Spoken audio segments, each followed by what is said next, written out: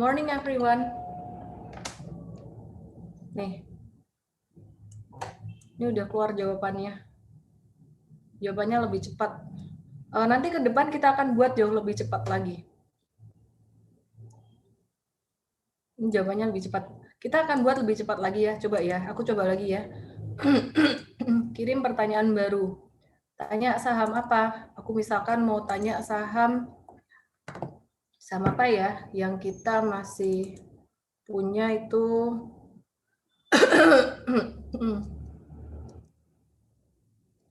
Misalkan Ali paling gampang karena A paling tinggi gitu.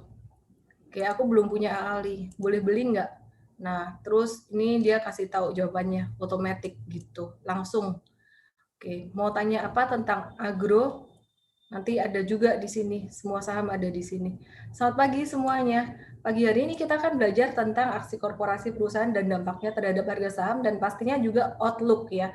Outlook atau peluang untuk trading dan juga investasi. Saat ini kondisinya market lagi gimana sih? Selamat pagi, saya akan mulai ya. Sorry, saya matiin chatnya dulu supaya semua bisa fokus belajar. Pagi hari ini saya nggak akan lama-lama. Saya berusaha untuk materinya sepadat mungkin.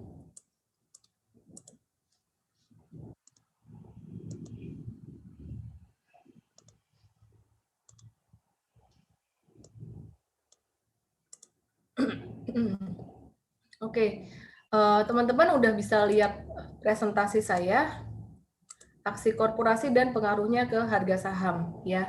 Pengaruhnya apa sih ke harga saham? Sebenarnya kenapa sih perusahaan melakukan aksi korporasi ini dan itu? Sebelumnya saya mengucapkan terima kasih buat teman-teman sekuritas semua yang sudah mensupport dan juga disclaimer, setiap saham yang kita bahas sifatnya adalah edukasi, bukan sebagai perintah beli dan jual, dan jika ada keuntungan dan juga ada risiko, itu harus diantisipasi sendiri. Ya, jadi apa yang kita sampaikan sifatnya sebagai bahan pertimbangan. Oke, mengenal aksi korporasi ya. Aksi korporasi perusahaan itu apa aja sih sebenarnya? Aksi korporasi itu apa? Aksi korporasi ya semua yang dilakukan oleh perusahaan yang bisa berdampak terhadap stakeholder juga gitu. Nah, aksi korporasi ada beberapa macam. Yang paling awal, yang paling pertama pastinya adalah IPO atau Initial Public Offering. Initial Public Offering ini adalah penawaran perdana saham dari saham perusahaan ke publik gitu. Nah, banyak orang yang bertanya ya, boleh nggak sih beli saham IPO ini gitu. Jadi saya akan jawab pertanyaan itu bentar lagi ya. Sekarang kita lihat dulu tujuannya apa. Tujuan dari IPO adalah untuk menambah modal, jadi perusahaan perlu modal gitu. Kalau perusahaan udah nggak perlu duit lagi, contohnya kayak Aqua, Danun malah dia jadi go private, tapi jarang banget perusahaan yang kayak gitu ya. Jadi gimana kita melihat perusahaan yang IPO ini bagus atau enggak? Kita lihatnya salah satunya dari tujuan untuk IPO itu sendiri buat apa. Tujuan tujuan untuk IPO yang bagus adalah untuk pengembangan perusahaan ya. Jadi untuk pengembangan perusahaan, untuk pelebaran perusahaan kayak gitu. Sedangkan tujuan yang nggak bagus adalah tujuan untuk membayar hutang. Nah, itu sangat tidak bagus sekali. Maka dari itu kalau teman-teman mau beli saham IPO, teman-teman bisa lihat dari yang pertama adalah tingkat hutangnya. Tingkat hutangnya gimana gitu. Perusahaan itu current ratio-nya gimana? Current ratio itu kemampuan perusahaan untuk membayar hutang dalam jangka pendek ya. Kemampuan perusahaan untuk melunasi kewajiban dalam jangka pendek gitu. Bagi investor retail biasanya hanya akan mendapatkan sedikit jatah kalau misalkan perusahaan itu bagus dan oversubscribe. Nah, kita mau tahu saham IPO ini bagus atau enggak sebenarnya bisa dilihat dari oversubscribe itu atau enggak gitu. Jadi ketika dia ditawarkan banyak orang yang minat atau enggak. Nah, selain itu kita bisa melihat kita bisa melihat dari tren harga saham sendiri. Kalau tren harga saham lagi naik, nah itu bagus kalau mau trading saham IPO. Meskipun kita sendiri Mtrade kita nggak trading IPO ya, masih belum lah, kita belum trading IPO gitu. Contohnya ada beberapa saham IPO yang melejit tinggi, contohnya saham BANK Bank yang naik kenceng terus. Namun saat ini kalau saya melihat saham bank ini udah mulai agak-agak divergen. Nih ya, harga saham naik, kemudian volumenya turun. Harga saham naik, volume transaksinya turun. Nah, ini menunjukkan dia divergen. Perhatikan, ini divergen. Nah, ini udah rawan untuk profit taking gitu, udah rawan untuk koreksi. Jadi be very careful, jangan cuma percaya dengan berita-berita aja, jangan cuma percaya dengan rumor-rumor aja gitu. Wah, katanya nih bisa ditarik nih sampai 5.000. Iya, ditarik sampai 5.000, tapi masa iya sih nggak ada profit taking gitu. Oke, kita akan lanjut pada aksi korporasi lainnya ya. Pertanyaannya apakah saham IPO itu selalu naik? Apakah saham IPO selalu melejit? Enggak, belum tentu. Jadi ada juga saham IPO yang malah turun dalam meskipun jarang. Biasanya kalau habis IPO itu dia naik dulu beberapa hari gitu. Oke. Kesimpulannya, teman-teman kalau mau beli saham IPO, probably lebih baik dari ini ya, dari ketika dia penawaran perdana, dia belum diperdagangkan di market ini, di benar-benar belum digongin di bursa gitu loh. Jadi masih penawaran perdana. Itu belinya dari mana? Dari sekuritas biasanya gitu. Sekuritasnya kadang nawarin, tapi nggak semua nasabah ditawarin kayaknya karena jumlahnya terbatas juga. Jadi misalkan teman-teman minta 100 juta, mungkin dapatnya cuma 10 juta, dapatnya cuma berapa lot gitu. Jadi kecil-kecil aja gitu.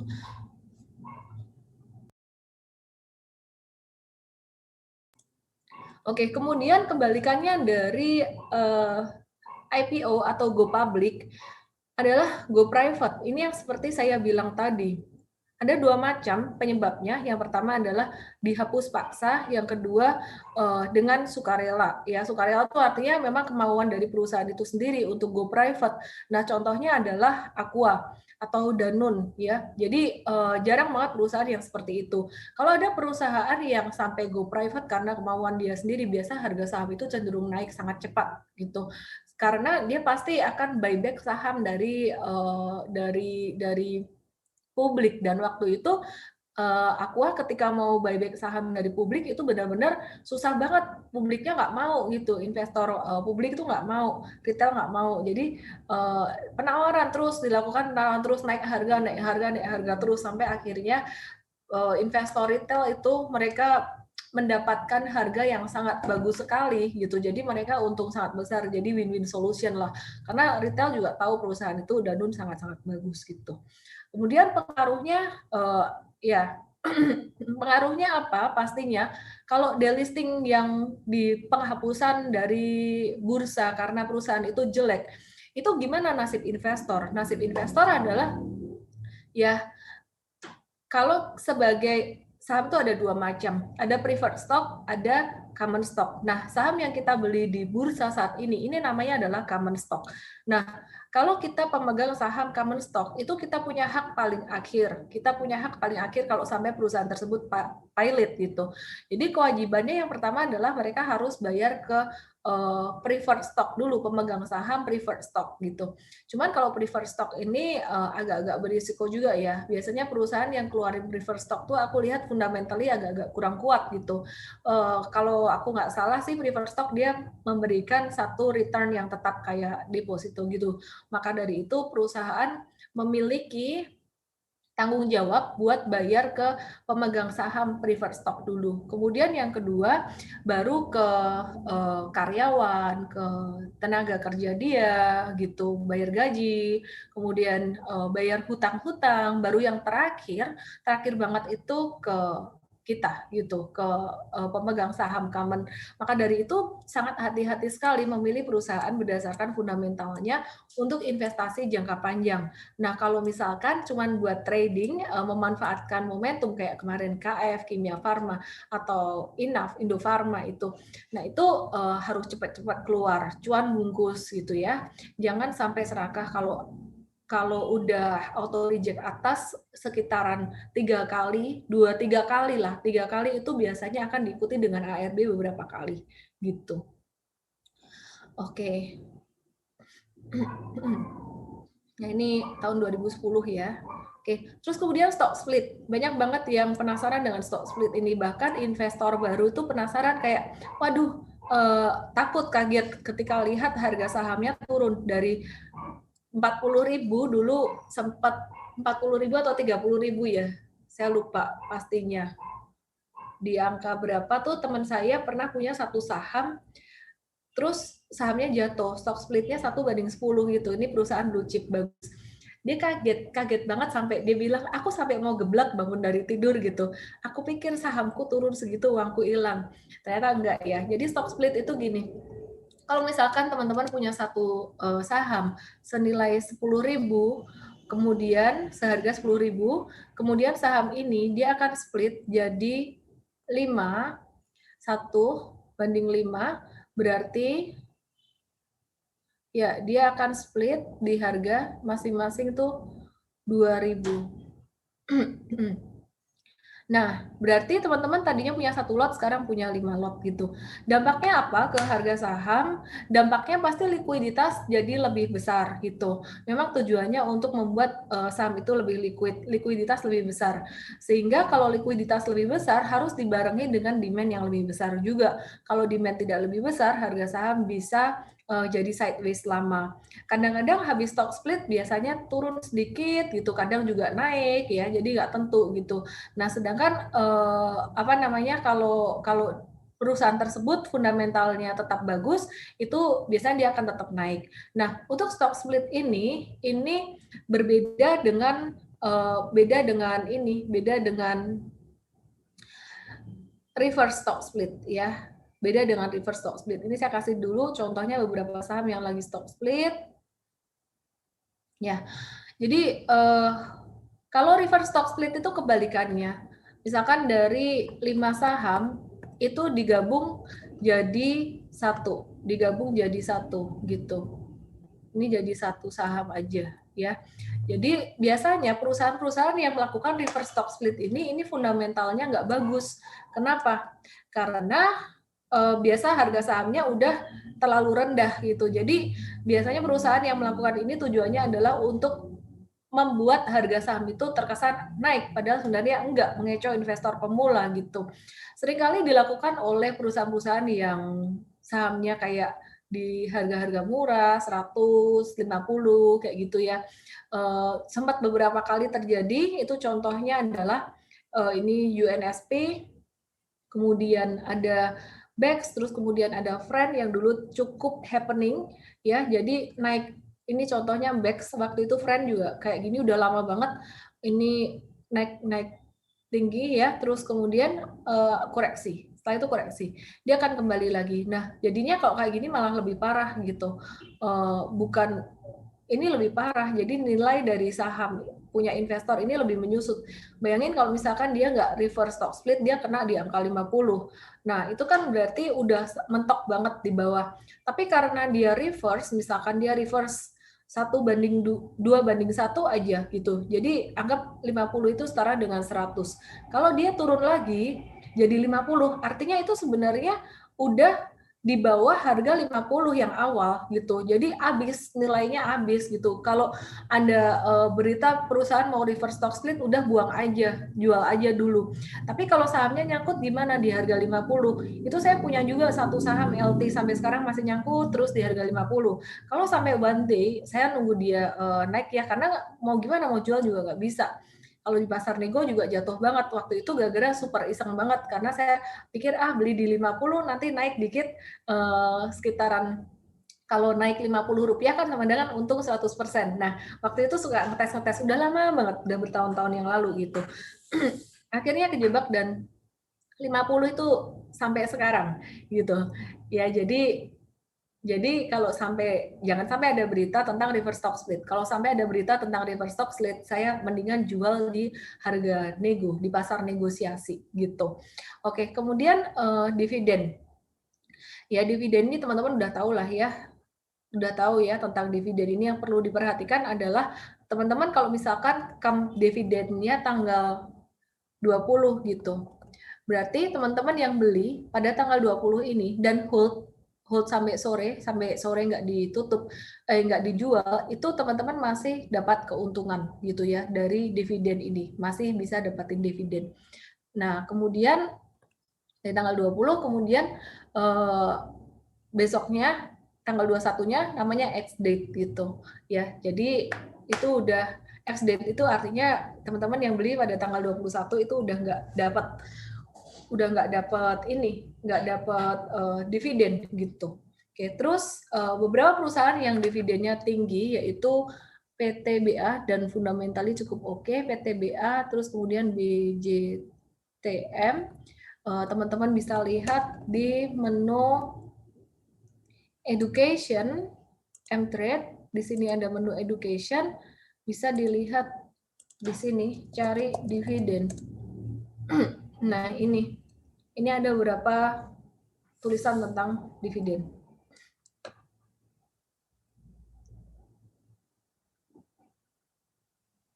Oke. Saya balik ke materi. Ya, hati-hati ya. Biasanya kalau habis bagi dividen, harga saham bisa jatuh, terutama kalau dividennya besar, ya. Jadi ini contoh pada saham PTBA, dia waktu itu bagi dividennya sekitar 13%. Nah, ini harga sahamnya turun lumayan dalam gitu. Terus kemudian Demas juga habis bagi dividen, dia harga sahamnya turun sesaat, kemungkinan biasa 1 bulanan, 1-2 bulan gitu. Terus habis itu dia bisa naik lagi kalau fundamentally oke. Demas nih juga termasuk rajin bagi dividen.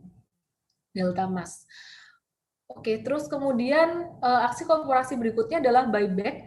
Buyback ini bagus teman-teman karena buyback ini akan meningkatkan kepercayaan investor publik terhadap emiten tersebut ya. Jadi buyback ini membuat harga saham ini bisa naik gitu. Nah, kenapa? Karena satu, jumlah saham yang beredar menjadi semakin sedikit, supply menjadi semakin sedikit, sedangkan demand-nya sama gitu. Artinya kalau demand lebih besar daripada supply itu harga saham bisa naik. Dan ini seringkali dilakukan oleh emiten BUMN dan swasta juga sih sebenarnya. Tapi BUMN yang paling sering banget melakukan buyback ketika harga saham itu jatuh, ketika harga saham turun ya. Contohnya ini ada BRI dan di tahun 2020 dan waktu itu tahun 2008 yang berasa banget kencengnya. Habis ada berita buyback dari emiten BUMN langsung naiknya kencang banget gitu. Jadi ya teman-teman kalau udah mulai ada berita buyback langsung pantengin aja saham tersebut. Tapi bukan berarti nggak bisa jatuh lagi ya. Ini dia buybacknya di sini, ini masih jatuh lumayan dalam. Oke, nah masih terkait dengan buyback, kita mau pelajari tentang treasury stocks.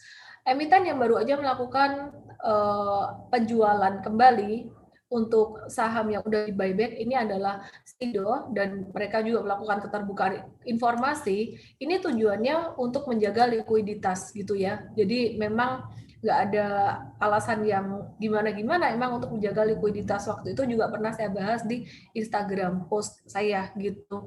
Nah, kemudian yang berikutnya merger dan acquisition. Sorry, ini ada buyback, harusnya saya bahas tentang right issue dulu. Nah, ini dia. Habis buyback, right issue ya, karena dua-dua ini kebalikannya. Kebalikan dari buyback adalah right issue. Jadi kalau perusahaan menerbitkan saham baru itu namanya right issue. Nah, right issue ini merupakan satu dilusi negatif. Kalau tadi buyback ini merupakan dilusi positif. Jadi artinya ketika penghitungan dividen maka Anda akan dapat persentase yang lebih besar pastinya gitu loh. Nah, Kalau di sini ya, di sini untuk right issue ini jadi dilusi negatif kalau Anda tidak menebus saham tersebut ya. Biasanya juga harga sahamnya turun mengikuti harga right issue ya. Jadi harga teoritis mengikuti harga yang baru gitu. Nah, saran saya sih teman-teman kalau perusahaan ini fundamentalnya bagus ya ditebus aja gitu ya. Jadi kalau nggak ditebus ya agak-agak rugi dikit gitu. Oke, apakah semua right issue itu nggak bagus? Nggak juga, kadang-kadang ada right issue yang bagus. Right issue yang bagus adalah untuk uh, right issue yang bagus adalah untuk pengembangan perusahaan, bukan untuk bayar hutang. Jadi sama kayak IPO. Kita lihat kalau misalkan IPO tujuannya buat bayar hutang, nah itu udah jelek banget gitu. Nah ini contoh Medco, waktu itu kita ada sempat jual sebelum right issue, terus kemudian dia right issue turun. Nah buat teman-teman yang invest sih sebenarnya boleh beli, boleh nebus gitu. Nah waktu itu saya punya Medco ini dan saya mau tebus dia, tapi yang terjadi adalah online tradingnya error, nggak bisa dibuat nebus. Ya udah, jadi saya rugi karena nggak bisa nebus right issue-nya itu. Padahal memang waktu itu bagus gitu. Tapi ya udah nggak apa-apa. Kemudian yang berikutnya adalah RUPS atau RUPS luar biasa, itu biasa aja ya, rapat umum pemegang saham. Saya mau bahas tentang merger dan akuisisi.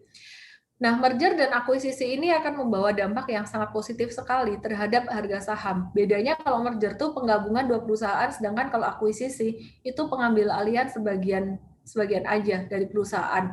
Nah, ini ada beberapa contohnya. Ketika habis dilakukan merger atau akuisisi, biasanya sentimen positif. Tapi ada juga yang menjadi satu sentimen atau katalis negatif. Contohnya ICBP, dia akuisisi Pine Hill waktu itu karena dia beli dengan valuasi sangat mahal sekali, over value,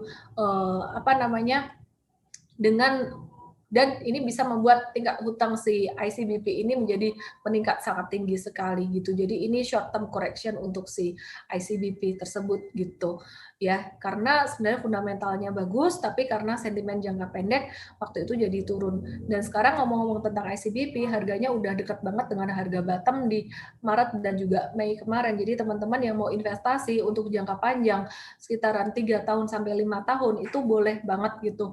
Jadi teman-teman untuk ICBP bukan untuk beberapa hari saja ya, bukan untuk 1-2 bulan juga. Ini highlight banget. Kalau masuk ini berarti untuk long term. Oke. Kemudian ini untuk BBKP. Nah, untuk BBKP sendiri akuisisinya karena dia diakuisisi. Kalau ICBP dia mengakuisisi dengan hutang. Nah, itu yang investor nggak suka. Kalau tidak dengan hutang itu mungkin lebih baik gitu.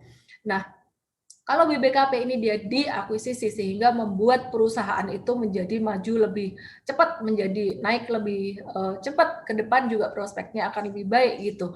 Sehingga menjadi sentimen positif, harga sahamnya jadi naik gitu ya. Dan sekarang BBKP, bahas tentang BBKP ini sendiri, dia juga menjadi salah satu saham yang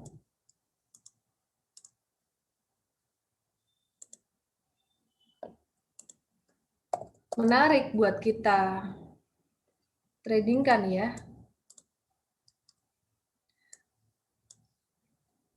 Nah, ini dia nurut banget dengan MA50-nya. Bisa berpotensi untuk lanjut menguat sampai level 800N dan seterusnya gitu. Oke. Sekali lagi buat teman-teman yang baru bergabung, good morning, dan oke, saya akan lanjutkan. Sekarang kita mau masuk ke outlook ya, outlook market IHSG gimana. Nah, sebelumnya ini teman-teman kalau mau cari berita tentang aksi korporasi perusahaan itu bisa di idx.co.id. Di sini kalender perusahaan tercatat, atau di website emiten, di Mtrade juga pasti akan dikasih tahu kalau ada aksi korporasi pada perusahaan-perusahaan yang memang relevan buat kita bahas gitu ya. Jadi ada yang aksi korporasi dari perusahaan yang terlalu kecil banget, itu nggak relevan untuk di tradingan atau diinvestasikan, kita nggak bahas juga gitu. Nah, sekarang kita bicara tentang outlook market ya. kita bicara tentang outlook market. Sebelum saya bahas tentang market outlook, saya mau ingetin lagi buat teman-teman semuanya, ya, buat teman-teman semuanya kalau mau tanya jawab saham, pakai menu ini, QA, My Question, kirim pertanyaan baru, kemudian tanya saham apa, masuk ke sini ya. Ini jawabannya akan lebih cepat, terutama saham-saham yang kita cover. Kalau kita nggak cover, langsung ke pertanyaan lainnya. Tapi jangan di awal Anda nggak mau ngecek, langsung nggak mau input, langsung tulis di sini. Ini justru malah jawabannya akan lebih lama biasanya. Akan lebih cepat kalau Anda tanya di sini. Ini langsung keluar jawabannya. Banyak saham yang kita udah cover untuk analisisnya. Oke, kita balik ke market outlook ya.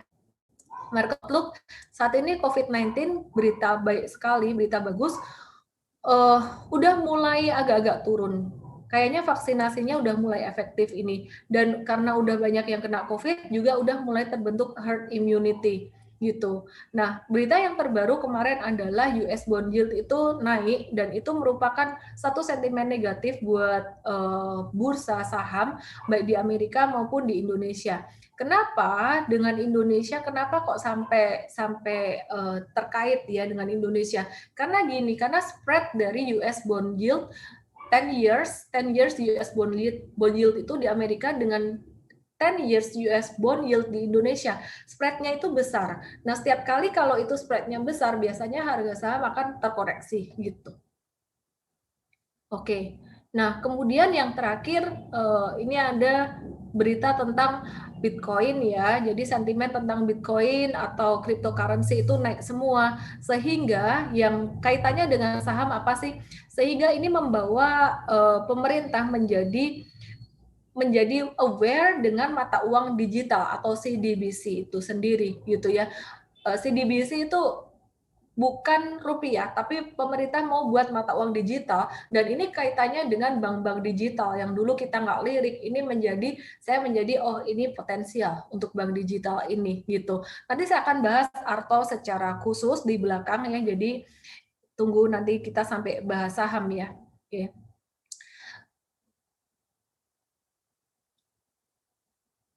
Terus ya, jadi harga komoditas naik ya, harga komoditas naik karena berita positif dari QE. Dari QE ini ada berita positif, the Fed akan membeli 80 billion US dollar in treasury each month. Ya, jadi ini mengalirkan dana dari bank sentral ke pemerintah untuk pemerintah bisa menyalurkan uang itu juga ke masyarakat untuk menjadi satu, kalau di Indonesia namanya jadi dana PEN ya, pemulihan ekonomi nasional itu. Oke. Jadi ini satu berita yang sangat bagus sekali, dan sekarang kita masih menanti dari Amerika, seluruh dunia tuh menanti berita tentang stimulus package. Ya, jadi berita tentang stimulus package ini yang sangat menarik banget gitu. Kita akan liatin kalender-kalender berikut ini ya. Kemarin tanggal 20 Iya, 26, hari ini 27, terus kita tunggu berita pada tanggal 2 sampai 5, terus 8 sampai 12. Jadi nggak heran marketnya sideways karena lagi nunggu sentimen ini. Perkiraan saya pada pekan ketiga Maret itu baru akan naik kencang market. Jadi pekan kedua atau ketiga setelah tanggal ini. Meskipun stimulusnya nggak keluar banyak, itu pun tetap jadi sentimen yang positif ya. Oke. Nah, ini data pengangguran, klaim bantuan untuk pengangguran ya, santunan untuk pengangguran ini semakin turun. Ini artinya bagus. Untuk GDP growth rate-nya, growth-nya jadi normal lagi. Kemarin ada lonjakan GDP growth dari minus jadi positif, sekarang di angka 4,1 ini tetap oke dibandingkan dengan bulan sebelumnya, kuartal sebelumnya gitu. Oke, nah ini teman-teman perhatikan kemarin bursa Asia sempat agak koreksi, normal aja termasuk Indonesia. kemudian vaksin ini juga masih on track terus ya. Jadi kita masuk ke saham-sahamnya ya nanti ya. Indonesia sekarang juga COVID-19 udah agak-agak slow down, mungkin udah terbentuk herd immunity juga, padahal vaksin belum diedarin semuanya gitu. Terus Bursa Efek udah akan menghapuskan kode broker. Bursa Efek bakal menghapus kode broker. Ini teman-teman nggak usah terlalu mikirin, karena jujur kita sendiri nggak pernah trading berdasarkan kode broker ini. Jadi justru malah ini akan membuat kita trading dan investing lebih objektif lagi pakai TA dan FA. Karena teman-teman sebenarnya ya kalau kita ngeliatin kode broker kayak gitu, itu nggak objektif juga gitu. Bisa aja sekuritas A itu beli saham banyak, tapi kemudian dia jualnya dari sekuritas B. Caranya gimana? Dengan cara pindah saham ya. Jadi bisa pindah saham gitu. Terus kemudian ini dari dalam negeri, pemerintah agak-agak kontraksi untuk akselerasi belanja, tapi udah mau dipercepat lagi. Nah ini yang tadi saya bilang CDBC segera dibangun ya. Jadi siap nggak siap, Indonesia harus siap gitu. Jadi kalau saya melihat regulasi di Indonesia ini harus cepat-cepat diperbarui untuk teknologi fintech dan juga digital ya, teknologi ini digital di dunia. Jadi kita melihat prospek dari saham-saham digital. Sebenarnya bukan cuma Bank Jago aja, ada banyak bank digital lainnya. BCA pun sebenarnya punya bank digital juga, dengan anak usahanya dia akuisisi Bank Royal ya. Jadi hampir semua bank sekarang punya bank digital gitu. Tapi memang yang lagi nge-hype itu Arto, karena dia habis diakuisisi oleh Gojek 22%, sehingga timbul satu spekulasi bahwa satu harapan bahwa dia akan berkembang lebih cepat karena dia under Gojek gitu. Jadi di bawah perusahaan startup dianggapnya akan dia growing, spirit of the startup itu akan ada dan terus berkembang, sehingga valuasinya juga akan cepat naik gitu. Sekarang aja udah agak-agak tinggi valuasinya. Oke. Nah, masih sentimen positif tentang SWF, kita tunggu aja ya. Kalau SWF-nya keluar, ini saham konstruksi naik, sekarang konstruksinya masih stagnan. Sekarang saya mau review untuk saham-sahamnya, IHSG masih stagnan, seperti yang saya bilang tadi, nunggu US sekitar tanggal belasan tadi ya, sekitar sampai tanggal 12 itu, perkiraan kita akhir Maret akan ditutup sampai di level 6.500 ini, bisa naik di situ.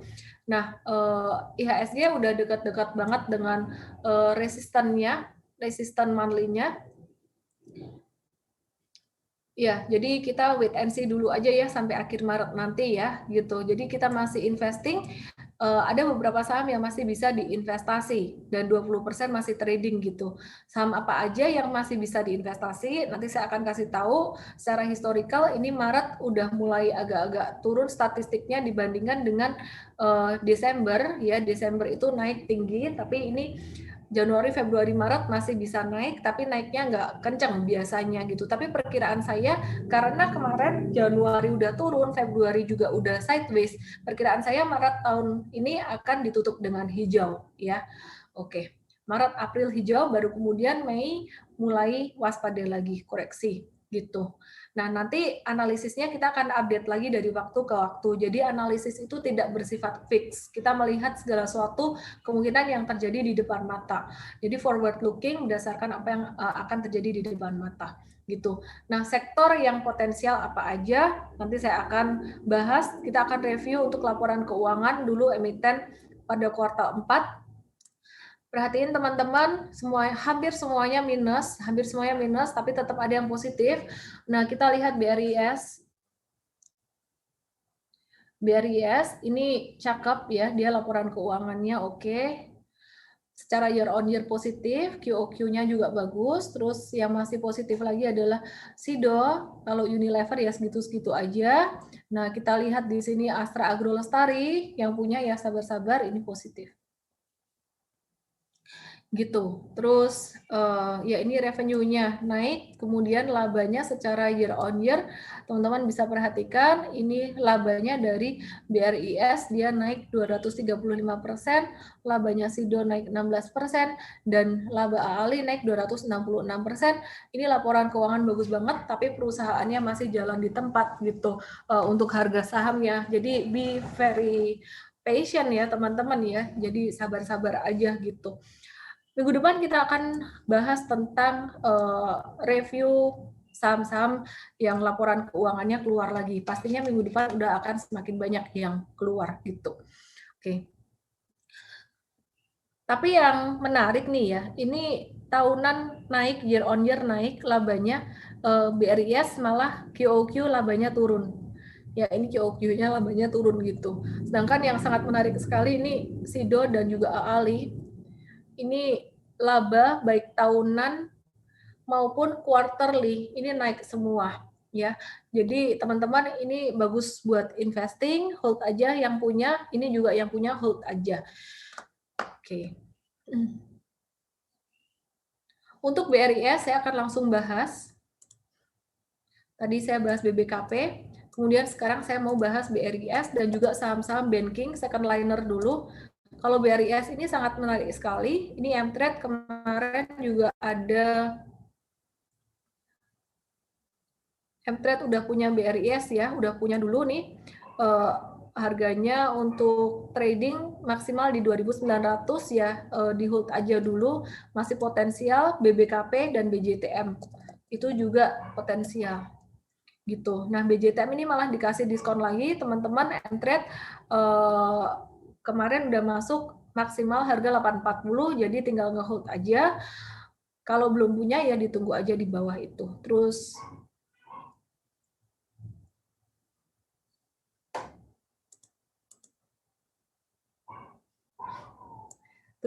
ya, ini ada beberapa saham yang potensial. Kalau saya sih saat ini lagi ngeliatin banget banking ya. Banking, oh ya, aku mau bahas tentang Bank Jago atau Arto. Saya mau bahas tentang Bank Jago atau Arto. Ini analisis fundamentalnya sepertinya udah dibuat. Saya coba cari di menu analisis. Kok nggak ada ya? Coach tolong dirilis ya, analisisnya belum dipublish loh. Kemarin udah dibuat tapi belum dipublish. Dipublish sekarang ya Coach ya. Saya mau refresh lagi nanti kalau udah. Oke, saya kasih lihat chartnya dulu ya.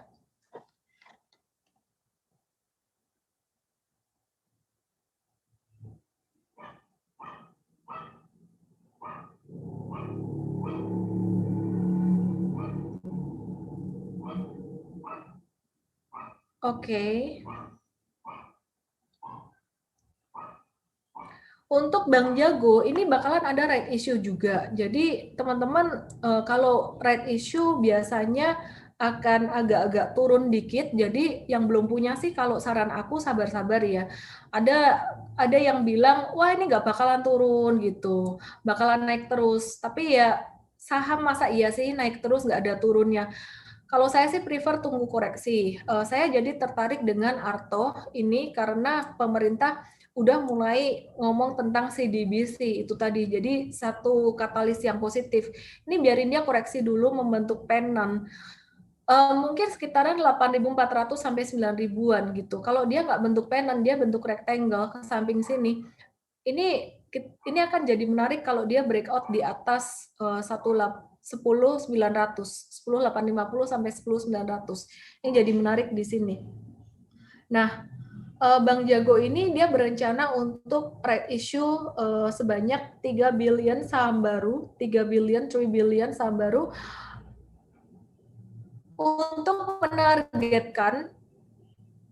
untuk menargetkan dana segar 7,05 triliun rupiah gitu. 7,05 triliun rupiah ya.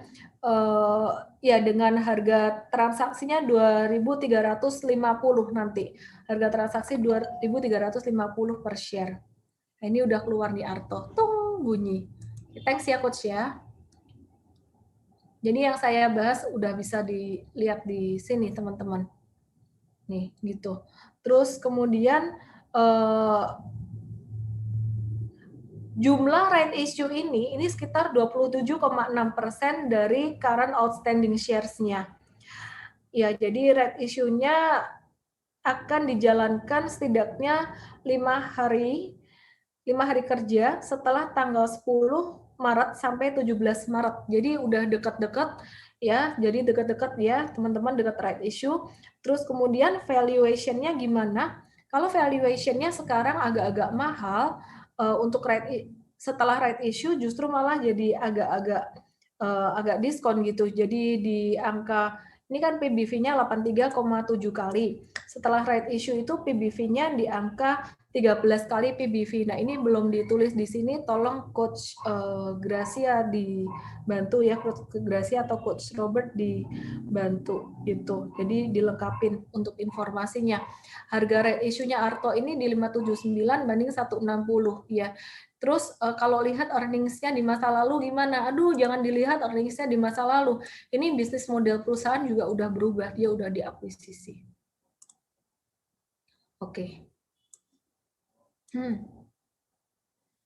Ya, jadi kita sekarang mau bahas saham-saham apa yang sekarang lagi menarik. Saat ini banyak banget saham-saham yang dikasih diskon lagi, teman-teman ya. Dan ini jadi kesempatan yang sangat bagus sekali. Ini ASII dibilang, wah kinerjanya tahun lalu jelek. Kalau bicara tentang year on year, udah pasti akan turun gitu, tapi kita lihat prospek ke depan. Dan ini Astra Agro Lestari juga kinerjanya bagus banget. Ini dampak ke Astra sangat positif, sangat bagus sekali. Dan juga United Tractors ini juga permintaan dari China bakalan meningkat gitu. Jadi United Tractors itu menyumbang sekitaran 35% lebih ya. Selain itu 30% lebih juga dari otomotif gitu. Jadi bagus banget ini untuk long term, teman-teman bisa buy on weakness di sini. Ya, ini bisa buy and hold gitu.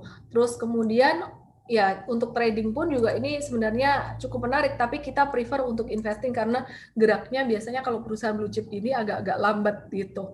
Terus ada lagi yang lagi di bawah-bawah gitu, lagi di support-support itu adalah SMGR gitu. Nah, SMGR ini kita juga kemarin ada remind teman-teman untuk ini bisa investing. Ya, jadi SMBR menjadi watchlist kita juga buat trading. Kemarin belum kita beli untuk trading karena SMGR ini geraknya agak-agak lambat. Tapi nanti kita akan masukin ke watchlist gitu. Oke ya. Jadi SMGR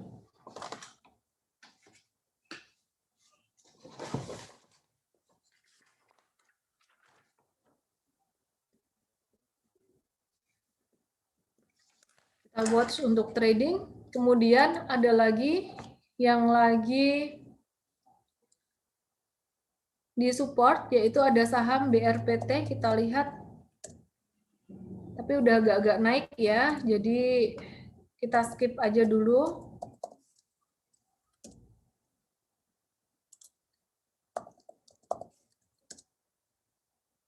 Nah, untuk saham-saham konstruksi lagi di area support juga, teman-teman, wait and see dulu ya untuk tradernya. Sedangkan untuk investornya ini nge-hold ya, masih boleh hold untuk investornya. Kabarnya SWF bakalan jalan bulan April, ya kita lihat aja nanti. Kemudian UNTR, ini kemarin kena support lagi, udah mantul terus kena support lagi, sabar-sabar aja. Dan Adaro ini juga masih stagnan, view-nya untuk investing dulu. Jadi saham-saham yang saya sebut tadi untuk investing sekitaran 6 bulan gitu. Oke, sekarang saham tradingnya apa? Saham tradingnya, Hoki kemarin sempat turun lumayan dalam, stop loss-nya setelah stock split ya.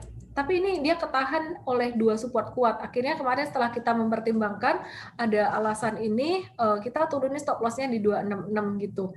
Dan ini Hoki sekarang lagi di area support banget gitu ya. Di area support banget dan untuk jangka pendek dia bisa ke 302, jangka kurang dari 1 bulan dia bisa ke 330 dan bisa lebih dari itu, kemungkinan target bisa sampai 400-an untuk super trader. Kalau untuk swing trader bisa mungkin di 330 profit taking dulu gitu. Terus untuk trader lagi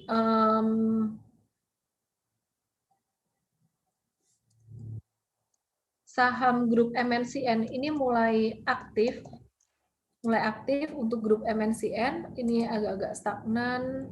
BMTR-nya kita lihat MNCN ya. Ini bentuknya huruf W, double bottom. Kalau dia breakout dari 1150, dia bisa ke 1300. Hanya saja ini udah bukan buat beli, ini buat hold. Jadi kalau yang baru mau beli bisa tadi ya, lihat untuk saham-saham perbankan, BRIS, BJTM. BJTM ini menarik, dia lagi di area support gitu. Ya, habis naik nih koreksi, ini dia bisa bentuk cup and handle gitu. Targetnya di 970 terus BBKP. Oke, terus saham kemarin saya keinget Tebik ini kemarin mau breakdown nggak jadi malah dia masih bisa hold. Terus BNGA ini juga kita lihat dia berpotensi. Ini ada potensi dia. Oke, ke depan kita akan lebih banyak bahas saham-saham yang fundamental, saham-saham perbankan ini. Terus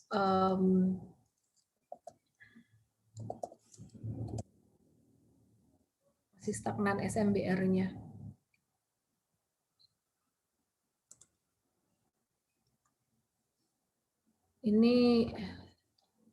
Ini masih masuk watchlist ya beberapa ya, jadi jangan langsung dibeli gitu. Oke, itu aja dari saya teman-teman. Saya coba mau cek untuk tanya jawab sahamnya. Teman-teman yang nanti sore mau join Mtrade bisa ke mtrade.id. Setiap Sabtu ada kode promo SO50 bisa dipakai sampai besok gitu. Cuman sampai Sabtu dan Minggu malam aja. Saya coba mau lihat untuk Q&A-nya. Sekali lagi teman-teman ya, apa sih yang membedakan Mtrade dengan yang lainnya? Yang lainnya tuh nggak ada menu tanya jawab saham yang intens. Kita ada menu tanya jawab saham sangat intens sekali di sini.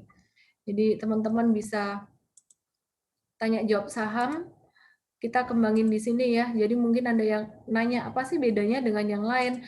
Yang lain mungkin pakai group discussion, itu malah makin bingung. Kita sengaja nggak pakai group discussion supaya nggak bingung. Dan ini jawabannya benar-benar kita udah siapkan buat teman-teman semuanya supaya bisa diterima dengan lebih cepat. Kita berusaha untuk menjawab dengan lebih cepat. Dan ini nggak ada di live Instagram atau di manapun di luar sana. Jadi ini yang kita akan kembangin ke depan lebih bagus lagi. Karena engagement-nya sangat tinggi sekali dengan user melalui Q&A ini.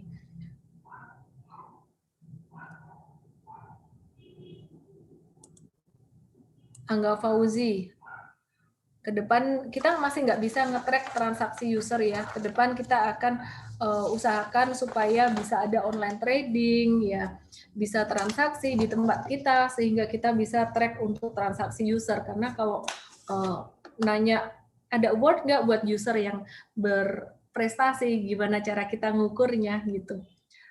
Apa itu aksi korporasi? Udah diceritain tadi, udah dijelasin. Ada jangka menengah tuh berapa lama? 6 bulan. Nah, ini semuanya sebenarnya udah dijelasin di Q&A. Ini udah dijelasin di frequent question. Ini dibuka-buka aja semuanya. Untuk pemula ini udah dijelasin semuanya. Gitu. Banyak ini udah dijelasin. Terus di menu education ini juga udah dijelasin sebenarnya. Pemula ini dijelasin semua. Gitu. Terus coach tolong dikasih nomor ya. Ini berarti nomor 7. Nomor 7 gitu aja, nggak usah pakai Investap gitu. Jadi biar user tahu baca dari mana. Jangan nggak dinomerin, bingung nanti. Terus Investap harus urut 1 sampai 6. Sony Gunawan, US mau perangi Suriah. Impact-nya ke harga saham apa? US dollar akan naik atau oil yang akan naik? I will update you later about that. Saya belum ngecek itu. David Kurniawan, untuk Agro dan BGTG gimana? Oke.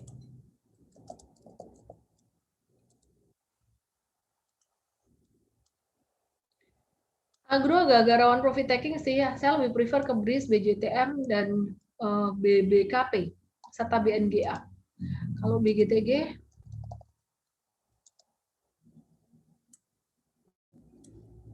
ketinggian ya, ketinggian rawan profit taking ya. SMRA katanya mau right issue dan harus ditebus. Bagi kita retail, apakah perlu menebus juga? Tebus aja nggak apa-apa, fundamentalnya bagus kok. Kalau nggak nebus nanti jadi terdilusi saham Anda gitu. Halo Miss, saya mau nanya, Iren Kurniadi. Saya baru masuk ke dunia saham dan langsung join IM Trade. Angkatan vaksin, bukan corona. Mau nanya bedanya strategik super trader dan swing trader itu gimana? Untuk super dan swing itu apakah harus pasang stop loss? Iya, jawabannya. Terus terang saya masih labil. Sebentar, saya mau jawab dulu. Perbedaan super trader dan swing trader itu ada dibahas di sini juga nih. Super trader dan swing trader di explore. Untuk pemula, Q&A pemula, dan juga di menu edukasi. Ini menu edukasi ini udah jelas banget. Bahkan sampai dibikinin ada videonya. Kalau video itu di SOD di seminar. Ini di seminar ini juga ada, cari aja tentang super trader dan swing trader. Saya sempat jelasin dalam beberapa kali seminar, itu jelas banget dulu. Terus terang saya masih labil, sebentar jadi investor, sebentar jadi super trader, sebentar jadi swing trader. Gimana cara taunya kita sendiri enaknya ambil strategi yang mana? Memang harus mencoba, nggak apa-apa. Di awal coba-coba nggak apa-apa. Kalau saya sendiri udah nemuin diri saya tuh cocoknya di jangka menengah, apapun namanya, misalkan super trader atau investasi untuk jangka menengah. Kalau investasi itu belinya beli bawah, super trader itu belinya beli breakout. Yang ngebedain itu. Kalau investasi yang jangka panjang banget itu di atas 1 tahun. Kalau investasi yang jangka menengah itu cuma sekitar 6 bulan sampai 1 tahun gitu doang. Nah, bedanya apa investasi jangka menengah dengan super trader? Super trader itu beli breakout, cuma rentang waktunya beberapa bulan. Kalau swing trading,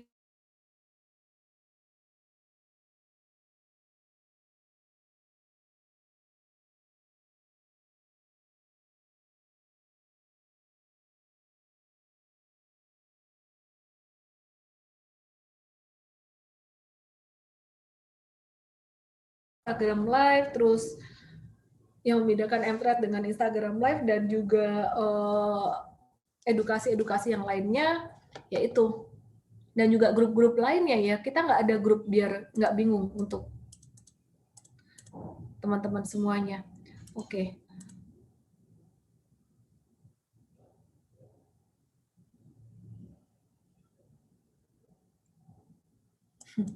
Diceburin suami Iren sama kayak saya.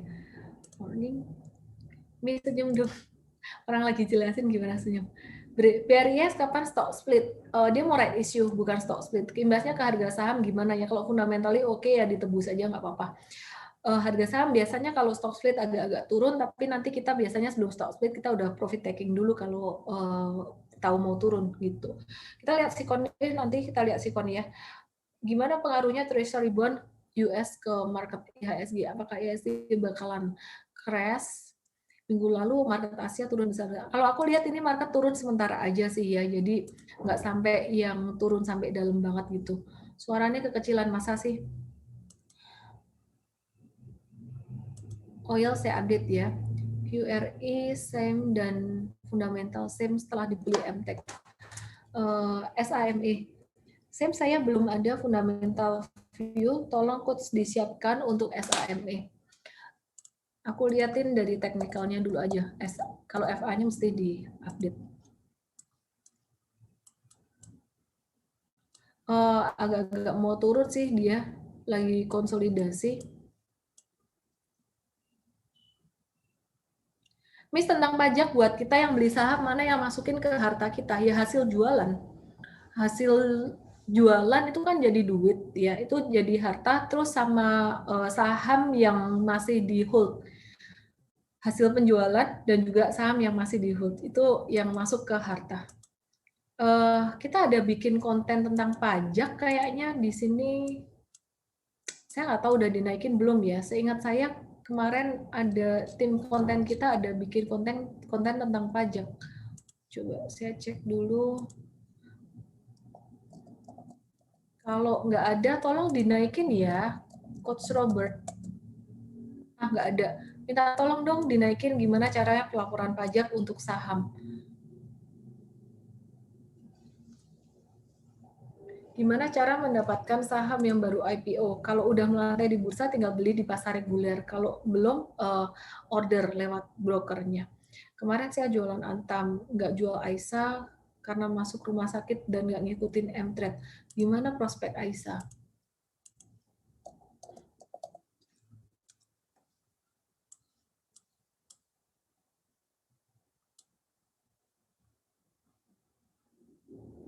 Kena stop loss sih, tapi nggak yang sampai gimana-gimana banget. Nah, belinya di harga berapa saya nggak tahu. Kalau belinya masih deket-deket, besok kemungkinan masih ada technical rebound atau harganya dekat-dekat itu jual aja dulu. Wahyu Diri Tonga. SMRA ada potensi head and shoulders nggak? SMRA ini potensi bagus banget. Terima kasih sudah diingatkan. Saya hampir lupa bahas. SMRA ini disupport nggak tuh? Bukan head and shoulders. Ini disupport banget nih. Malah bisa beli gitu. Menu charting di HP atau tab ada nggak? Nggak ada. Masa sih ada loh. Charting itu lihat di menu analisis, terus masuk ke analisis dulu. Masuk analisis baru klik chart gitu. Ini sama kok experience-nya dengan HP atau ini tab. Terus kemudian Hernawati, portofolioku 529 juta BCA, 65 lot yang lainnya campur. Nah, BCA itu buat backup karena sebelumnya profit udah 90%. Tapi sekarang turun. Hold aja BCA-nya. Sedangkan saham lain merah, masukannya gimana? AALI, hold, Adaro, hold, ADHI kali ya. Typo. ADI, hold, BBTN, BBTN saya update nanti, BRI hold, BNI hold, ASI. Anda tahu berat di banking ini kayaknya. Banyak saham bankingnya. HMSP sih hold aja. Saya lihat nanti Maret April akan ada rotasi sektoral. Kemarin Unilever juga udah mulai naik gitu. Aku lihat ini Big Fund udah mulai akumulasi dikit-dikit gitu. Terus kemudian Antam, Tins hold dulu, MDKA, PTPP, WSBP. Ini basically fundamentalnya oke semua kecuali KF. Ya hold aja dulu. Kalbe Pharma, MAPI, Main, Elsip, Medco, DSNG, Indi. Itu masih oke semua. Bu Hernawati bisa tulis di tanya saham ya.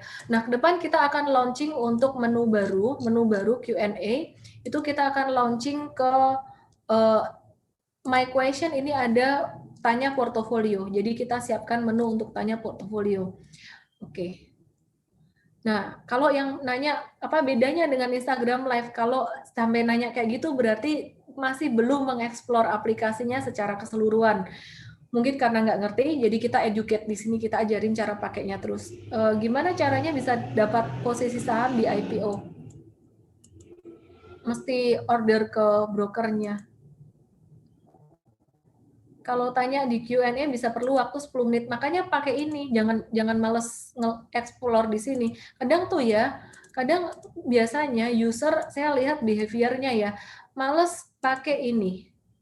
Nah, biasanya mereka pakai yang pertanyaan lainnya. Jadi lebih memilih klik pertanyaan lainnya. Justru malah semakin lama kalau pertanyaan lainnya agak-agak lama dibalesnya. Kalau yang di sini kebetulan sahamnya udah di cover dan hampir saham yang kita ada analisisnya tuh lebih dari 100 saham. Jadi kemungkinan besar udah ada gitu.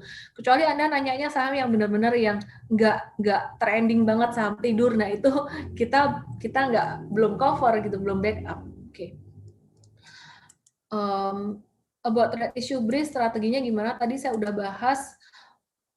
Kita nanti lihat sikon ya, kita lihat sikon, kita cek FA-nya cukup menarik. Jadi kalau misalkan mau diinvestasi jangka panjang, Anda punya modal bawah, boleh ditebus juga nggak apa-apa. Tapi kalau nggak siap dengan fluktuasi harga, ya profit taking dulu boleh juga. Tapi kalau mau investing jangka panjang dan siap dengan fluktuasi harga, ya tebus aja nggak apa-apa. BBC aku sekarang profitnya turun 70%. Aku juga kok hold aja kalau BCA. Bis apa ada hubungannya obligasi Amerika naik terhadap harga komoditas nikel dan emas turun? Saya belum cek ya.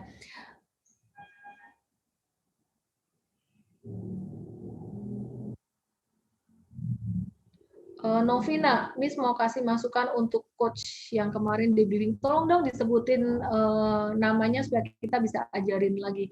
Jadi jangan sungkan kasih masukan. Kita sangat welcome dengan masukan ya. Jadi kemarin ada yang bilang suka coach ini, nggak suka coach itu, ya kasih tahulah namanya siapa yang perlu dievaluasi.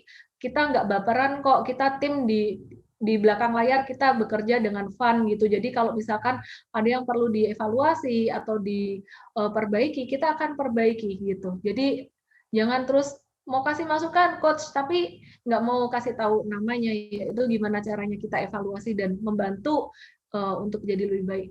Saya punya saham Indosemen 5%, Yunatan Tanukusuma sekarang turun 9%. INTP, trading atau investing? Kalau investing, INTP bagus, itu hold aja. Kalau untuk trading, saya cek dulu. Disupport banget sih, nanggung ini udah MA 200, hold aja dulu Pak. Ini nanti bantu jelasin right issue, udah aku jelasin ini tadi. Selisihnya jauh akan disesuaikan atau bagaimana? Ya, nanti akan ada penyesuaian harga teoritis.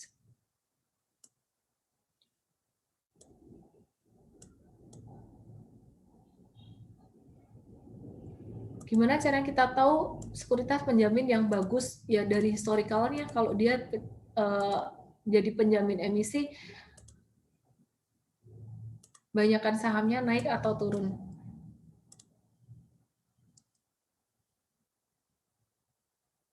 Ya, ini udah dijelasin. Tadi nanya kenapa Antam dijual, karena harga nikelnya turun. Jadi kita jaga-jaga dulu gitu.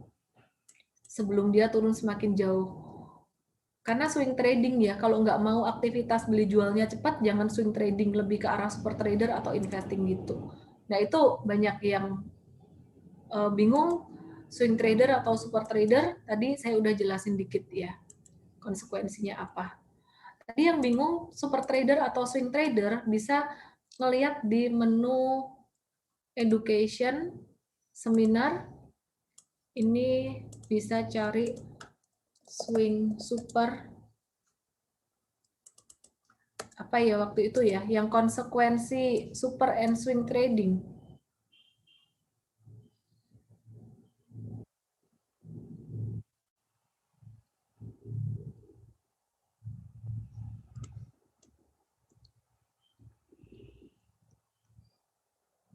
Hoki nggak apa-apa, prediksi hoki tadi aku udah bahas. WIM gimana kabar? WIM ya, WIM-nya naik agak-agak kecepatan.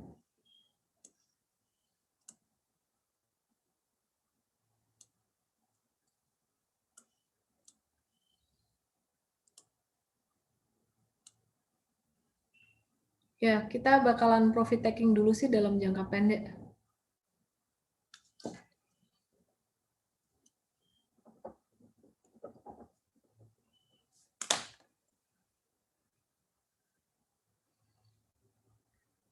Bisa dijelasin lebih dalam tentang dilusi. Jadi gini, misalkan Anda punya, misalkan jumlah saham beredar tuh contoh ya, 1 juta. Terus Anda punya 500.000 saham. Berarti kan Anda punya 50% saham tersebut gitu. Nah, terus kalau Anda punya 50% saham tersebut. Nah, kalau dia red issue lagi 1 juta lagi, berarti total saham beredar jadi 2 juta gitu. Jadi 2 juta. Berarti Anda punya 500.000, itu jadi 25%. Itu artinya dilusi gitu.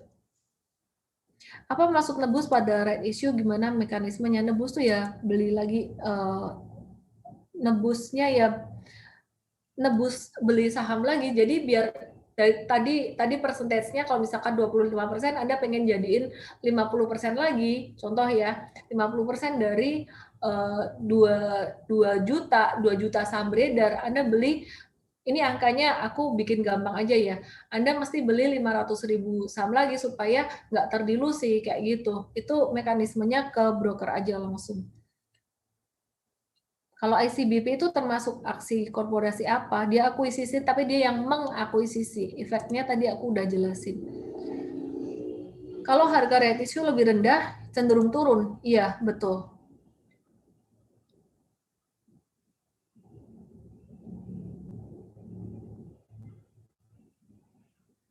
Bank digital aku udah bahas, MDKA mau private placement dalam jangka pendek.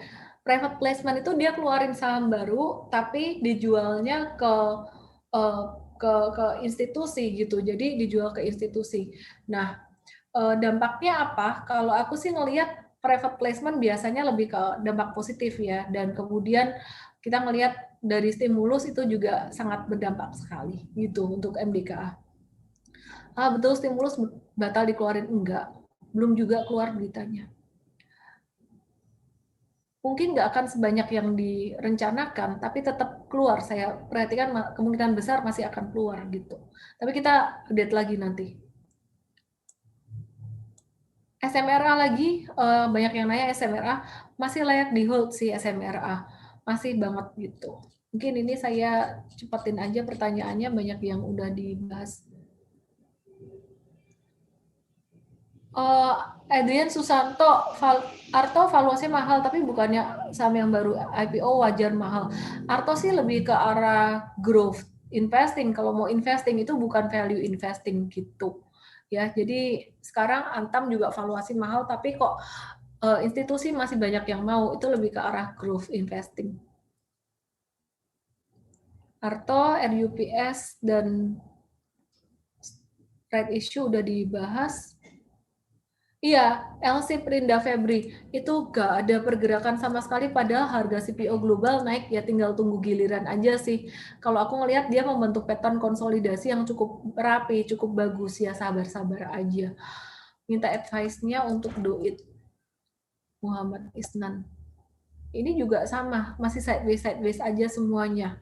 Ya, ini kayaknya Indo lagi nunggu laporan keuangan juga nih, pada nunggu laporan keuangan. Jadi sekarang lagi posisi sideways, nanggung semua gitu.